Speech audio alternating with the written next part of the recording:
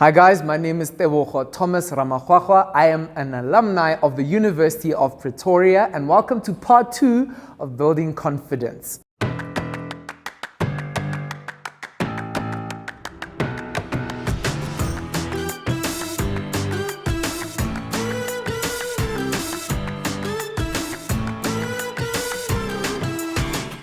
Today, as promised, I'm going to talk about confidence destroyers and confidence builders. But before we go into the nitty-gritties of that, let's be honest about where our confidence is at right now. That's the only way whether we'll know if we need improvement, right? Okay, so attached to this video will be a document where you guys can complete a little test. This test's purpose is to indicate where your confidence is at this point in time. Now, it's not the end all or be all of your whole life's existence. No, not that if you fail the test, you're not going anywhere in life. That's not what it is. This is just a tool to indicate whether you do need help if you are honest about your confidence. All right, so you are going to have a series of questions or scenarios where you'll have 3 options to answer. A, meaning you agree with what is said about your confidence or the question pertaining to your confidence. B, you're kind of in the middle, not too sure. Like sometimes you are, sometimes you aren't, whatever the question may be. And then C is you totally disagree. This does not describe you at all. Okay.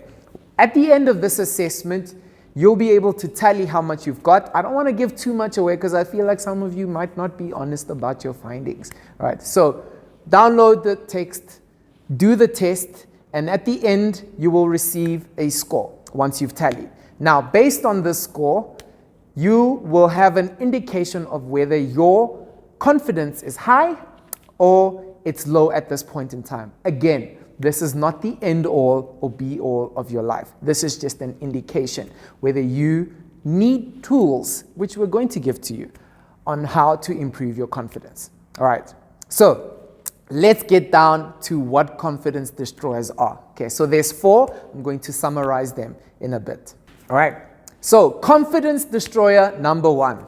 Not taking care of your physical appearance. Now, some of you are like, oh, I'm not vain. I don't care about how I look. It's not about that, okay? It's not about vanity. It's not about narcissism. This is a psychological factor. If you look good, you feel good. It's fact.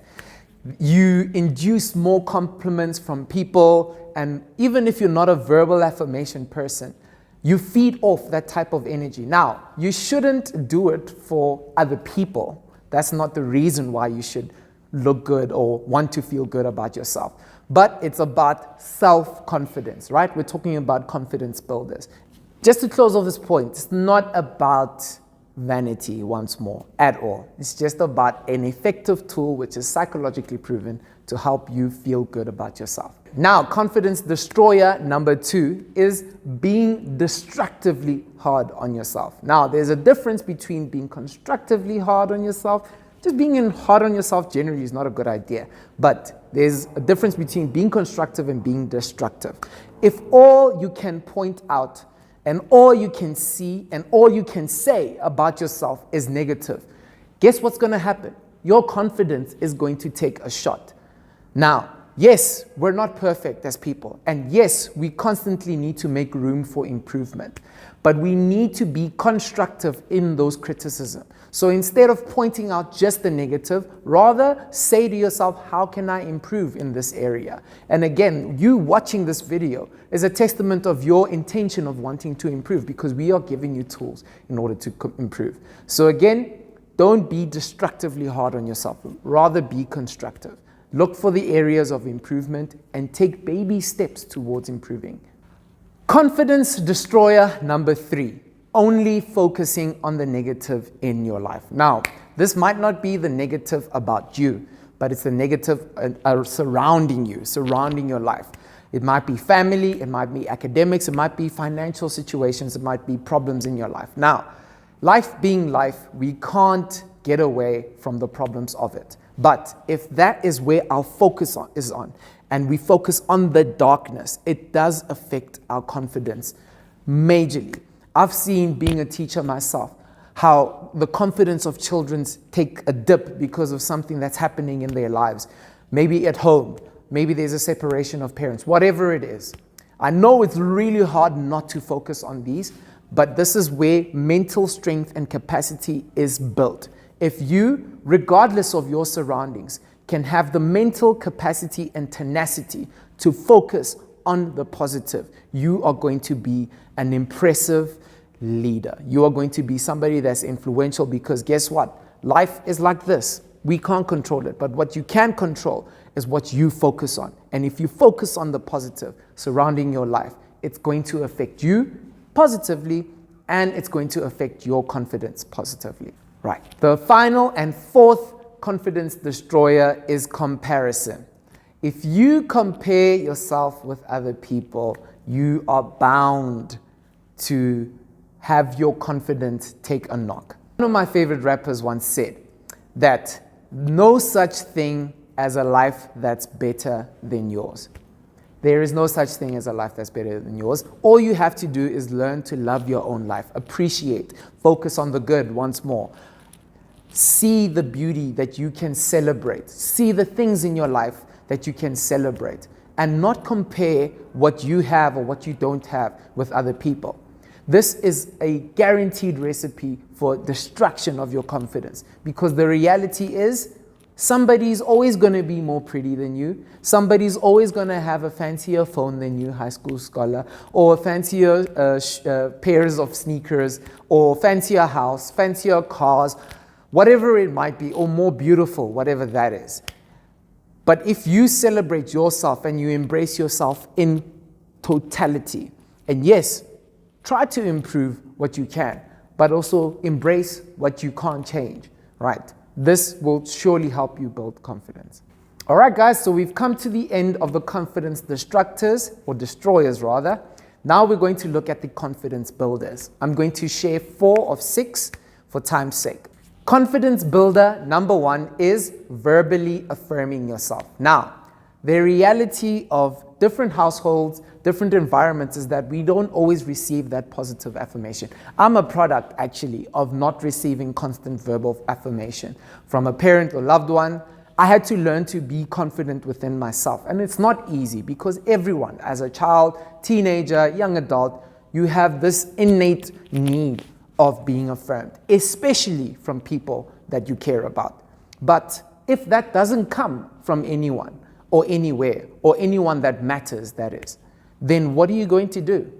You have to have the personal resolve to be able to affirm yourself. Remind yourself that you are beautifully and wonderfully made, that nobody on earth has your exact fingerprint. You are significant. You have a purpose on this life. And if you don't constantly verbally, because you need to hear it, psychologically proven, affirm yourself, then your confidence is going to take a dip. So this is one practical thing that you can do to be intentional to build your confidence. Have an affirmation wall. Put it in the mirror in your bathroom or in your room. Some things that you can speak positively over yourself constantly. These are a sure way to build your confidence. Now, attached to this is a little worksheet that you guys can go through that will help you with confidence building. Right. So it's an I am board where you are going to focus, and intentionally so, on the good that you are. I, for example, am a good speaker. I am a good researcher. I am friendly. I am loving. So on and so forth. I just focus on the positives that I see in my life. And there are many, if you just need to be intentional about it. Okay. I know some of you have been so hard on yourself that it's difficult to see the positive. But be intentional to pick them out. And if you need help, get a close friend. Get a close family relative, somebody that you care about that is speaking positively over you, to speak those things over you, to help you see maybe what you don't see. The second building confidence tip is taking care of your physical appearance, obviously, which is the opposite of what we spoke about as a confidence destroyer. I'm not going to share too much about that because I already spoke about the benefits in the confidence destroyer. So pay attention to that again. Again, I'm going to emphasize it's not about vanity. It's about that psychological factor of looking good will equals to feeling good to a certain degree. Confidence builder tip number 3 is gratitude. Now, If you are intentional, if you're a person that's intentional to look for the things to be grateful for in your life, it psychologically shifts your mind and even affects your emotion to be positive. If you are constantly only focusing on the negative, then that's what you feel. But if you are intentional to look for the good, I once heard a pastor say that even if you get stabbed with a knife, you can thank God that I got stabbed with a clean knife and not a dirty one. There's always something good. The point is there's always something that you can be grateful for in your life, right? Hopefully you don't get stabbed. I'm not saying that. But anyways, the point I'm making is be intentional. Be the type of person that's intentional to focus on the good. Be the type of person that's intentional to focus on the good and be grateful for it. Be thankful. Thank God if you're a spiritual person, or just acknowledge it as something that you can be thankful for. Say the words thank you often and mean it. The fourth and final tip for building confidence that I'm going to give you is don't be afraid to try new things.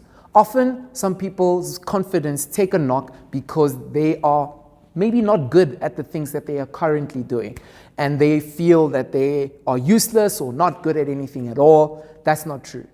And I think a big part of psychologically building your confidence is experiencing those small wins in areas.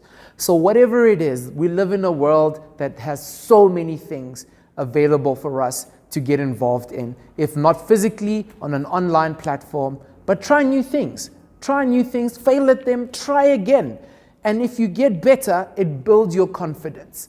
Don't stay in a place where you feel like you're not celebrated or that your talents and gifts are not fully expressed. Try new things and don't be afraid of failure. And that brings us to the end of the second video. I hope you guys take these tips, that you've written some of the stuff down, work through the worksheets, and these are things, if you practically apply in your life, will definitely benefit your confidence in a massive way. This is Tebogo Thomas Ramachwachwa from the SBK Leadership Academy, alumni of the University of Pretoria, signing out. See you guys in the third video. Take care.